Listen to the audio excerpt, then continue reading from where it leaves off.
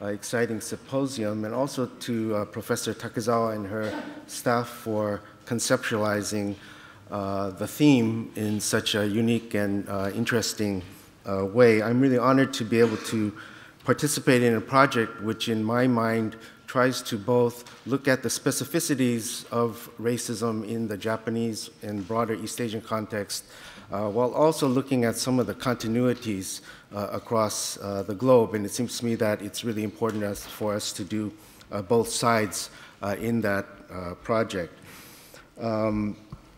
I gave a title initially that was both too ambitious and too ambiguous, which is a rather bad combination. So I'm really going to talk mainly about two dimensions of what I feel to be important parts of racism, and that is the relationship between the so-called emperor system, or Tennosei, and modern racism, and then look at the ways in which modern racism look at the ways in which Tennosei needs to be thought of as part of global modernity and a global racism, despite its unique features. Because of the time limit, I'm going to read most of my paper. So first, the introduction. Common sense and some strands of existing scholarship give the impression that Japanese racism is unique because the Japanese have so often practiced racism against those who resemble themselves physically. Typically, the cases of discrimination against the Buraku minority as well as other Asians, especially those who've been victimized by Japanese militarism, colonialism, imperialism, and post-colonial discrimination, are given to support such an argument. The assumption behind this view is that in the West, racism is practiced against so-called visible minorities whose physical appearance, most importantly skin color and other bodily features, mark them as different from the dominant white population. The main thrust of the exceptionalist understanding of Japanese racism is that historically, the Japanese have so often practiced racial discrimination against those who look like themselves, and that this is rather puzzling and anomalous, especially when compared to what is assumed to be the global standard of modern racism, that is to say, Western racism. Yet such an exceptionalist view is misleading for many reasons, and I have only time to mention two important ones for this paper. First, while the common sense exceptionalist view rests upon the assumption that Western racism is what might be called ocular-centric, that is to say that Western racism is based upon the association of racial difference with visible corporeal markings, scholars of race increasingly assert that racism in the modern West has not been strictly about visible, observable differences. Thus, while some find the origins of modern European racism in perceptions of bodily differences emerging in the 14th and 15th century introduction of sub-Saharan slaves to the Iberian Peninsula and the subsequent expansion of slavery, it's also commonly said that modern racism can be traced to the anti-Semitism of that period. Yet this anti-Semitism, which is so often regarded as the paradigmatic case of racism in Europe, was tied less to physical features that could be recognized by sight than to religion and blood. The certificates of blood purity dating from this period would seem to indicate a belief that racial inheritance are ineffable and imperceptible to the human eye. In other words, invisible. It's not necessary to rehearse the entire history of modern racism outside of Japan to understand that racism in the so-called West and its colonies has taken its foundations, as its foundations, not just the visible, but a range of imaginary indices of human difference. The second problem with the common sense view of Japanese exceptionalism is that, as other scholars have already pointed out, Japanese racism has never been uniform. For instance, Japanese physical anthropology was founded upon the belief that the Japanese are physiologically unique and internally homogeneous as measured through such indices as high cranial weight and structure, facial features, blood type, and so on. Yet, as Kim Chol has argued, Despite the obsession of anthropologists to verify the boundary between the Japanese and their others through empirical observation, their efforts produced an avalanche of data that ultimately generated confusion and anxieties about what really distinguished the Japanese from their colonial subjects. For example, despite listing some 46 items for distinguishing Koreans from Japanese by appearance, a 1913 memo circulated by the Japanese Home Ministry's Police Bureau titled Essentials for Distinguishing Koreans provided little certitude, let alone practical guidance about racial or ethnic difference, since some of the criteria offered to distinguish Koreans from Japanese could easily have been applied to those assumed to be ethnically Japanese rather than Korean. For instance, it was said that, quote, they, the Koreans, have little facial hair. They often have flat faces with thin beards, unquote. In fact, more often than not, theorists of race denied the existence of any visual differences between the Japanese and Koreans. Now, this retracing of the contradictions and ambiguities in the characteristics of both Japanese racism and racism as it has been practiced in the Western world could go on at much greater length based upon the large body of scholarly research that now exists on these topics. But I start with this brief overview to underscore one of the paradoxes of current views of Japanese racism. While common sense tends to emphasize its unique qualities as a racism that is not based upon visible corporal differences, the weight of research on racism in Japan and outside of it tells us that racisms everywhere do not necessarily privilege only what can be seen on the body. Everywhere, it seems, racism seems to find its stimulus in visible and invisible signs of human difference that range from physical features to blood inheritances and to a variety of cultural characteristics that make up what Etienne Balibar and others have theorized as cultural racism. The central question I wish to pose in this paper is, to what extent can we acknowledge the historical and regional specificities of Japanese racism without ending in an exceptionalist analysis? Put differently, how might it be possible to investigate the particularities of the history of Japanese racism, not as a final goal, but as part of a larger project to interrogate the historical and ongoing virulence of racism as a part of global modernity? While such a method could take a number of different routes, I will focus my analysis on the site of the Japanese monarchy and what has been called the emperor system, or tennosei. The latter, it should be noticed, is that system which has the monarchy as its central symbol and which is comprised of the larger structures and processes of capitalism and the nation-state formation. I focus on the monarchy because many scholars and activists have long argued that the Japanese emperor system has served historically and in the present as a linchpin for social discrimination, or sabetsu, whether practiced inside or outside of the nation.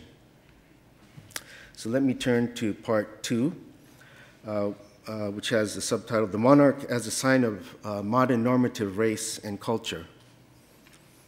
In a path-breaking essay on the emperor system in modern Japan, the historian Hirota Masaki convincingly showed how the Japanese monarch had been reinvented in the late 19th and early 20th centuries in such a way as to stand at the apex of a modern system of social discrimination.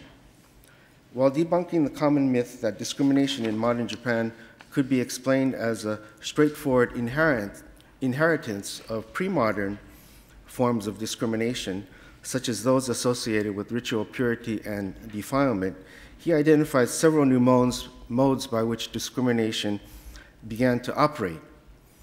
These, he insisted, were symptomatic of Japan's modernity rather than legacies of the past.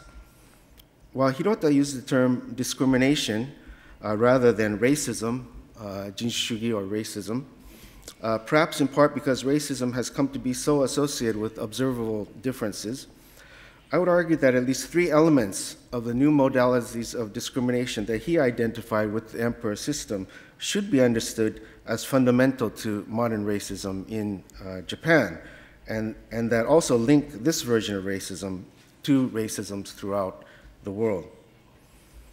First, Hirota pointed out that the concepts of blood purity and lineage only came to be associated with the imperial household in modern times. In developing this argument, Hirota drew from the work of the historian Yasumaru Yoshio, who showed that the idea that the imperial line had existed without interruption from time immemorial had not been prominent in Japan until the late Tokugawa period, roughly the early 19th century or so, and that it only became formalized with the Meiji Constitution, which was promulgated in 1889. Furthermore, Hirota drew a parallel between this new understanding of the continuity of the imperial bloodline and a broader emerging discourse on the importance of blood in determining individual abilities. For instance, Hirota showed that despite his apparent commitment to the ideology of human equality and the importance of education over natural inheritances, the modern liberal thinker Fukuzawa Yukichi believed that blood and family lineage had a strong role in determining individual capabilities. Thus, in his 1876 essay on blood lineage, Kettoron, Fukuzawa maintained that, quote, if those endowed with great intellectual powers today owe a great deal to the gift of inheritances passed on through their ancestors, then even with regard to future descendants, how could their intelligence or stupidity not be passed on through the people of today?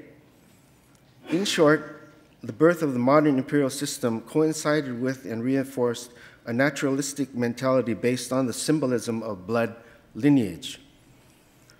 Moreover, Hirota insisted that this emphasis on blood lineage, far from representing a throwback to ancient traditions, was bound up with the establishment of the modern family or household as a fundamental component of capitalist modernity.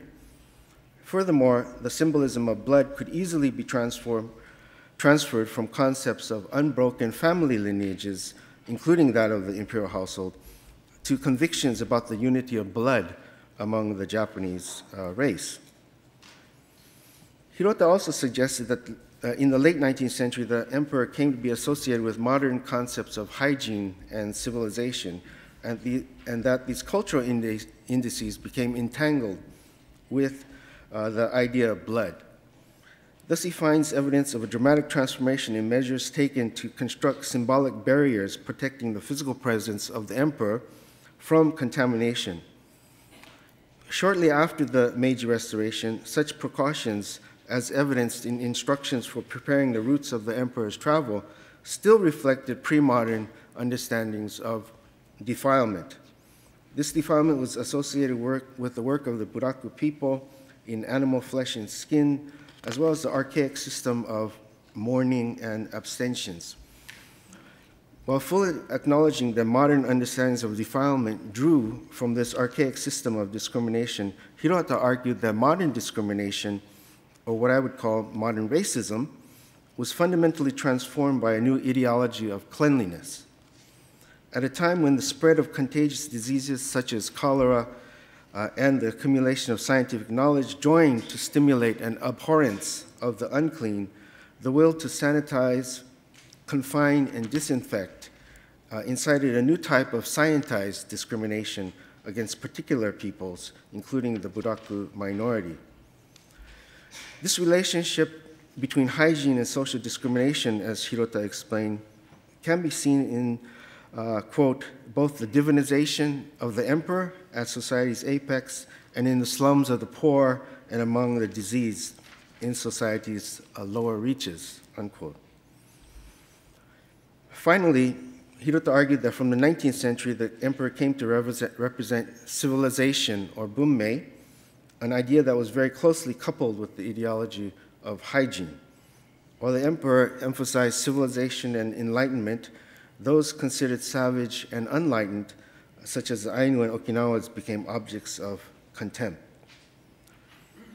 In my view, the three indices described above, which include blood purity and lineage, hygiene, and degree of civilization, have been some of the most critical components in engendering racist thought and practices in Japan. Furthermore, these components indicate that racism of the Japanese type is less exceptional than a variant of modern racism throughout the world.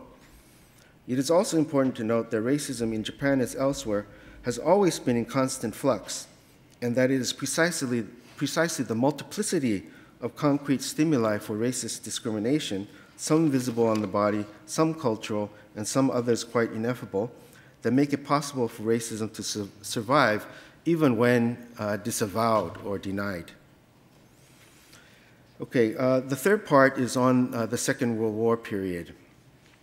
The disavowal of racism and the Second World War. For an example of the resilience of racism despite its disavowal, let us take the example of racism's transformation during the Second World War. As I have argued in some detail elsewhere, the demands of sustaining total war pushed several regimes during the Second World War, most notably the Japanese and the US ones are the ones that I've studied, to repeatedly and consistently deny that they practiced racist discrimination. That is to say, the necessity of mobilizing diverse domestic and colonial populations for war and to enlist variously racialized peoples throughout the Asia-Pacific as collaborators, these domestic and global factors pushed each of these regimes to claim that it stood for freedom and equality. At the same time, each warring empire charged that their respective enemies were the true racist powers. Within this context of the mutually engendered disavowal of racism, Japanese ideologues and colonial administrators rarely associated the Japanese monarch with Japanese biological superiority. Instead, even when they invoked blood, they usually did so in order to affirm their racial unity with other Asians. The doctrine on the commonality of Korean and Japanese ancestors, which was also mentioned by Professor Takezawa, has been noted by scholars in this regard. But even more remarkable, given the racist brutality inflicted on Koreans and other colonial subjects, the emperor and the empire that he symbolized could be made to stand in this period for the transcendence of racism and the equality of all. In fact, this was the trend through the course of the war, which only came to be reversed upon Japan's defeat. Because the issue of Asian commonality is more well known, I want to devote the rest of this section to the emperor as a problematic symbol of Japan's transcendence of racial discrimination. My first example comes from a document found in the Colonial Archive that reveals how the material and ideational demands of waging total war pushed Japanese colonial bureaucrats toward the disavowal of racism. On the 19th of February 1943, Tanaka Tokutaro, who was a longtime bureaucrat in the Korean government general, addressed an audience of colonial officials and high-ranking military officers charged with implementing the military conscription system in Korea. The decision to extend this system to the colony had been made in the previous year, and by the time he gave his lecture, preparations were well underway for drafting Koreans into the Japanese military.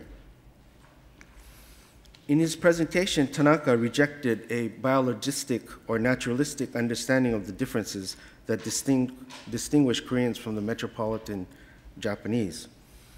In fact, he pointed out that the two ethnic groups, the Japanese and the Koreans, had emerged from the same origin and root, as he called them, and that they could not be distinguished from one another by appearance.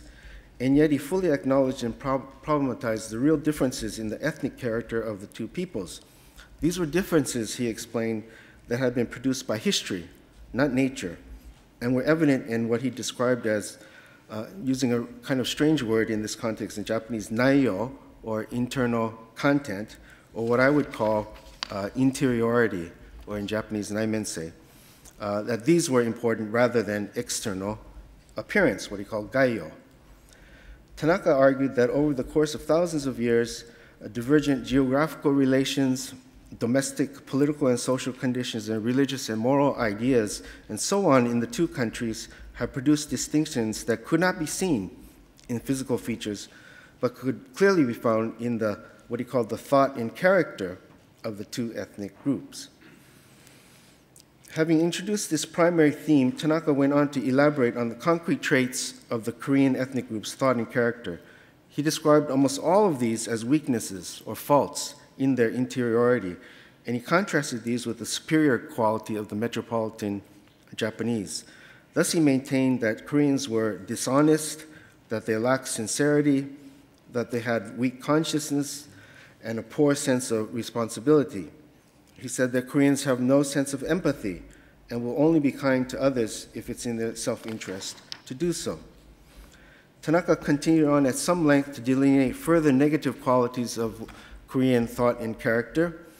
Yet what I want to turn to now is Tanaka's understanding of how many of the major faults of the Korean people stem from flaws in their spirituality, particularly in their lack of faith in the gods and emperor. So I really want to make a strong point about the shift in the type of racism in this period towards something approximating subjectivity or interiority.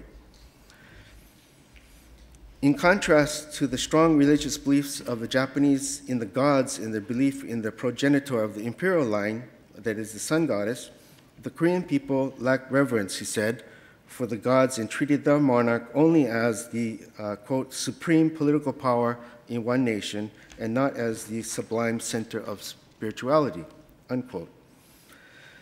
In reasoning that the Korean lack of religious or spiritual faith had precluded the formation of a subjective sense of obligation and responsibility, while Japanese faith in the symbolic emperor and sun goddess had been conditions for precisely this kind of interiority, Tanaka's logic is strongly reminiscent of Max Weber's understanding that the formation of a modern subjectivity in the West had emerged in tandem with the Protestant absolutization of faith in the radically transcendent God. Yet even more interesting in terms of the cultural racism that's evident from the above summary of some of Tanaka's derogatory views of the Koreans is that Tanaka tied the superiority of the Japanese interiority to their sense of time. A sense of time, he emphasized, that had arisen and been sustained by the continuity of the imperial line. The Koreans, he noted, had experienced no less than 10 revolutions since Tangun's founding of the first dynasty in Korea. In other words, they had experienced a discontinuous past that engendered not temporal continuity, but the inability to sense time evolving endlessly in the future. Without an understanding of eternity, he said, the Korean people lived only in makeshift fashion, from day to day, toiling away, while unable to plan for the future. Tanaka's main point concerning time and the emperor was thus that the continuity of the imperial lineage as understood in the phrase Banseike, or one unbroken line since time immemorial, had given the metropolitan Japanese a heightened sense of perpetuity and made possible what we can recognize as a linear and progressive sense of time that fit well with modern ideas about the responsible subject in world history, and that also made possible a cultural racism that measured the value of peoples based upon their relative lag or progress along a linear path of development. Nowhere in his lecture did Tanaka support the idea that biological or natural inheritances made the Japanese superior to the Koreans, and nowhere did he represent the emperor or imperial line as an embodiment or symbol of racial or ethnic superiority in the biological or natural sense. Instead, he stressed the ability of Koreans to attain the same faith in the sun goddess as the metropolitan Japanese, as well as an unwavering belief in submission to the emperor.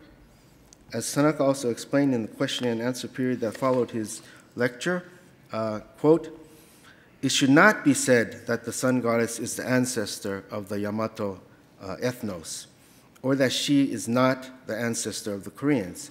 Instead of uttering such things, in general, anyone who is Japanese should, as a subject of the emperor, revere and offer sincere devotion to the founding ancestor of the imperial line, the sun goddess, unquote. When Tanaka explained that, quote, anyone who is Japanese, unquote, should have faith and belief, he meant to include the Koreans in the category of the Japanese. For while he repeatedly affirmed the low level of Koreans' ability to attain such an interiority, he stressed that for the system of military conscription in Korea to succeed, it would be necessary to implant in the Korean people precisely this type of soul or spirit, tamashi. In short, not biological race, but divergent histories had separated the Korean and metropolitan Japanese peoples, and now faith and spirituality could unify them under the emperor and imperial lineage. And yet it should be noted that reinserting the Korean people into the temporality anchored by the myth of the unbroken imperial line left room for discriminating against them as lagging in historical time or development. The idea that spirituality or the soul, rather than biological race, comprised the source of unity for an expanding concept of the Japanese was also articulated in very sophisticated ways in wartime discussions around the question of Japan's relationship to modernity and the empire's construction of the Greater East Asia co-prosperity sphere. I want to now turn to the volume of essays that came out of the famous Overcoming Modernity Symposium of July 1942. This is the Kindai no Chokoku Symposium, which took place just 7 months before the Tanaka speech analyzed just now. We will see that considerable resonances between the ideas invoked by Tanaka and those articulated by some of Japan's most prominent public intellectuals at this symposium. Where we will see that, although I'll also note the obstinacy of a new type of blood symbolism in some thinkers. The essays and discussions collected in the volume that came out of the Overcoming Modernity Symposium show little concern to establish a biological or naturalistic understanding of the Japanese as the supposed leader of the Greater East Asia co-prosperity sphere. They also do not attempt to legitimize colonialism per se. Instead, the consistent theme throughout the essays and the transcript of the symposium discussions is that it is primarily the Japanese spirit that enables Japan to be at the forefront of world history and to unify the empire. To be sure, the metaphor of Japanese blood appears sporadically throughout the essays, and the emperor does not appear as often as one might expect, given common understandings of the centrality of the monarch to Japanese nationalism and imperialism in this period. So it may be asked how this symposium is relevant to my point about the disavowal of naturalistic racism and the centrality of the emperor to a racism based on culture or civilization. What I propose to do in the following is to briefly analyze the writer and critic Hayashi Fusao's contribution to the symposium, since his essay elaborates at some length on the meaning of blood in relation to the emperor. While such a relation would seem to promote a naturalistic understanding of race, and I do believe that Hayashi perpetuated this belief more strongly than other participants in the symposium, his elaboration of the concept of heart or spirit, kokoro, considerably complicated the meaning of blood inheritance and shifted the idea of racial Japaneseness to a matter of spirit or interiority and, in fact, voluntarism.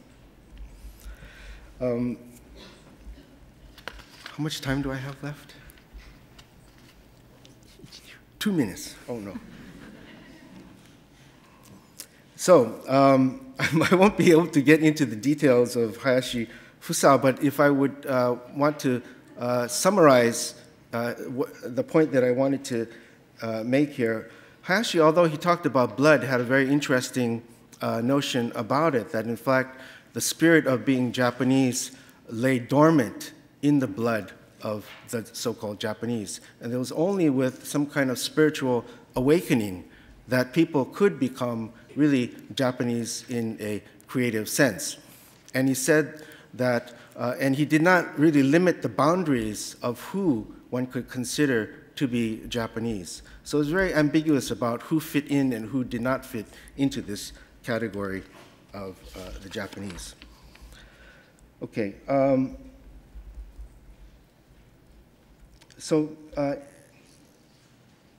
In completely ignoring the question of where to set the boundaries of who is Japanese in the ethnological sense or in the racial sense is what he meant, he opened up the possibility that Japanese subjects in the colonies could be considered truly Japanese as long as they embodied the so-called heart of imperial loyalty, which is exactly the point that was made by Tanaka Tokutaro. So let me turn to the conclusion. In the above, I focused primarily on the Japanese monarchy to suggest that the bases of racism in modern Japan, like those for racism in Euro-American contexts, have been multiple, complex, often contradictory, and in constant flux. Nevertheless, in the case of racist discrimination in Japan, several elements stand out.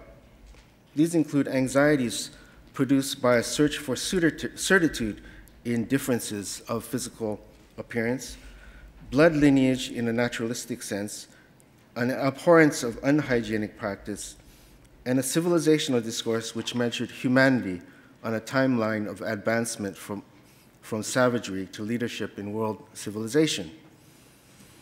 The material and ideological demands of total war produced more than at any other period of history a disavowal of racist discrimination.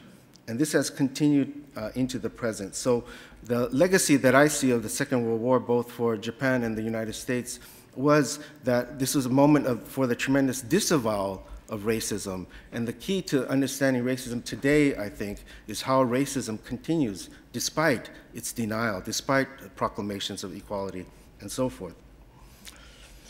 In closing, I want to return to my opening claim that racism in modern Japan is fundamentally continuous with racist discrimination in the so-called West, and that it is, if anything, but a regional inflection of the modern racism that can be found throughout the world. Following Michel Foucault, I propose that our understanding of racist discrimination should be capacious enough to include discrimination against all those considered inferior in normalizing societies, which is to say in modern societies which fragment the field of the human in relation to what is considered normal, and which then order individuals and subpopulations on the basis of their proximity to normality. In such normalizing societies, decisions are made about who must live and who must die. Normalization creates caesura, separating the population so that those considered inferior may be sacrificed. Racism operates to determine who ultimately may live and prosper, and who may languish or die. Defined in this broad way, we can see how a range of factors from the highly visible to the observationally imperceptible, from supposed racial endowments of a biological kind to products of history and culture, how all these have colluded to produce and reproduce racist discrimination in different ways over time. Interrogating the ways in which particular histories and regional conditions have produced unique inflections of racism in different regions of the globe at different times is, of course, necessary because racism never appears in its universal form. Otherwise, it would not be universal. It is always specific. And yet, exceptionalist explanations not only ignore the globality of the modernity that is the condition for racism, they also impede anti-racist work across national and regional boundaries. Thank you.